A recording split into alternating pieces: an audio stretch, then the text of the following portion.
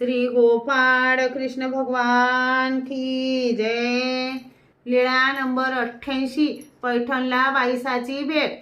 यात्रेकरूंचा मेळावा पैठणला आला। भोगवती कडील चौथ्यावर सर्वज्ञ लोंबकते श्रीचरण करून बसले। एकाच्या मताने खाली आसनावर बसले। बोनेबायांनी सामान खाली ठेवले। स्थान करून आले आणि सर्वज्ञांना विनंती केली, बा मोन्नेदेवा चला ना गावात जाऊ। सर्वज्ञांनी म्हटले, बाई तुम्ही जा, आम्ही नंतर येऊ। त्यांनी म्हटले, नाही बा, हे मोठे नगर आहे, तुम्ही चुकाल। सर्वज्ञांनी सांगितले, बाई आम्ही नंतर शोधत येऊ। त्या गावात गेल्या। बाईसांच्या गुंफेत आल्या। बाईसाला भेटल्या व सांगितले, अगं नागूबाई, आमच्या बरोबर एक मोन्नेदेव म्हणून महात्मे आलेले आहेत। काय सांगू त्यांचे सौंदर्य। आणि त्या सर्वज्ञांच्या आश्चर्याच्या गोष्टी सांगू लागल्या। चोरांची गोष्ट सांगितली, रेड्यांची गोष्ट सांगितली, अष्टमीची लीला सांगितली। एवढ्याने बाईसाला सर्वज्ञांची आवड निर्माण झाली। बाईसाने विचारले, ते कुठे आहेत?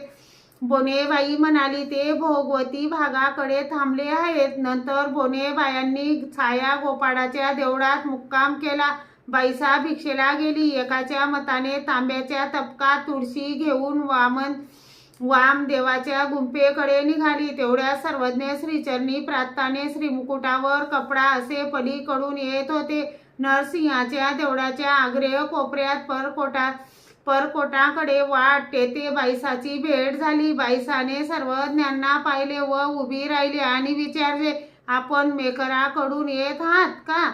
सर्वज्ञांनी श्रीमुकुट हालून हो म्हटले। आपले नाव काय? मोन्नेदेव। सर्वज्ञांनी श्रीमुकुट हालूनच हो म्हटले। बाईसाने म्हटले, चला जाऊ आमच्या गुंफेला। आणि सर्वज्ञ आले। बाईसाने त्यांना बसायला पायपुसणे दिले। दुधी भोपळ्यापासून बनलेल्या भांड्यात पाणी भात जेवायला दिला। बाईसा म्हणाली, आपण महात्मे, आपणास त्र्यंबकाला जाण्याचे काय प्रयोजन? हे पैठण नगर, तेथे पिंपळेश्वरासारखे तीर्थ, आपण येथे राहावे।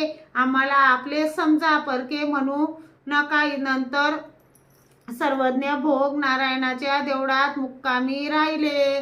श्री गोपाळ कृष्ण भगवान की जय।